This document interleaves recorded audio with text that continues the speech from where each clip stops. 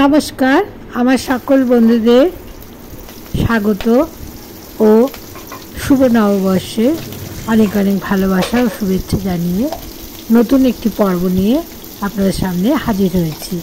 আজকে আমি রান্না করব চিংড়ি মাছ, পটল ও আলু দিয়ে দুর্দান্ত স্বাদের একটি রেসিপি। আশা করি আজকের রেসিপি আপনাদের ভালো লাগবে। প্রথমে চিংড়ি মাছগুলো খুব ভালো করে ধুয়ে তেল গরম করে তার মধ্যে দিয়ে দিলাম, তার মধ্যে পরিমাণ মতো নুন ও হলুদ দিয়ে দিলাম। চিংড়ি মাছগুলো খুব ভালো করে ভেজে নেব, অথচ লাল লাল করে ভেজে নেব, খুব কড়া করে ভাজবো না। চিংড়ি মাছগুলো তুলের মধ্যে আলু দিয়ে একটু ভেজে নিয়ে এর মধ্যে পটল দিয়ে দিলাম। পটল ভেজে নেব, এর জন্য একটু পটল নাড়াচাড়া করে নিয়ে ঢাকনা দিয়ে লো আঁচে প্রায় 5 মিনিট আমি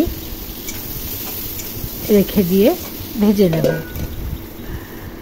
এখন অন্য একটি কড়াই বসিয়ে দিলাম, এর মধ্যে কড়াই গরম করে তেল দিয়ে দিলাম।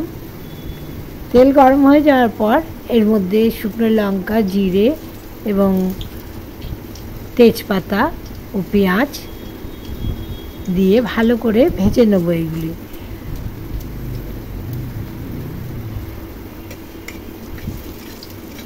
শুকনো লঙ্কা, তেজপাতা ও সাদা জিরে এখানে হাফ চামচ দিয়ে দিলাম এবং পেঁয়াজ দিয়ে দিলাম। এখানে আমি একটু মাত্র পেঁয়াজ দিয়েছি, পেঁয়াজ লম্বা করে কুচি করে কেটে নিয়েছি। এখন এগুলো একটু ভেজে নিয়ে এর মধ্যে একে একে মশলা দিয়ে দেবো। এখন এর মধ্যে টমেটো দিয়ে দিলাম, একটি টমেটো আমি লম্বা করে কেটে দিয়ে দিলাম। আর দেব জিরে গুঁড়ো, লঙ্কা গুঁড়ো, পেঁয়াজ, রসুন, আদা, লঙ্কা বাটা এর মধ্যে দিয়ে দিলাম। এগুলি খুব ভালো করে অল্প জল দিয়ে কষিয়ে নেব। অল্প জল দিয়ে ভালো করে নেড়ে চেড়ে আমি কষিয়ে নিচ্ছি।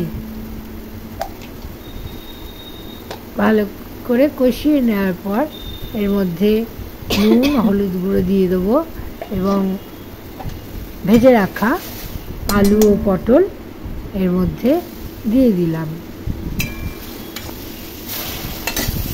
অল্প জল দিয়ে বারবার কষিয়ে নিতে হবে। ভালো করে কষিয়ে নিয়ে এর মধ্যে পরিমাণ মতো জল দিয়ে দেবো। এখানে যে কড়াইয়ে আমি আলু পটল ভেজেছিলাম সেখানে জল দিয়ে 1 কাপ মতো জল দিয়ে আমি জলটা গরম করে রেখেছিলাম, সেই জল এর মধ্যে দিয়ে দিলাম। আলু পটল যখন সিদ্ধ হয়ে যাবে সেই সময় আমি ভেজে রাখা চিংড়িগুলো দিয়ে দিলাম। এই অবস্থায় আমি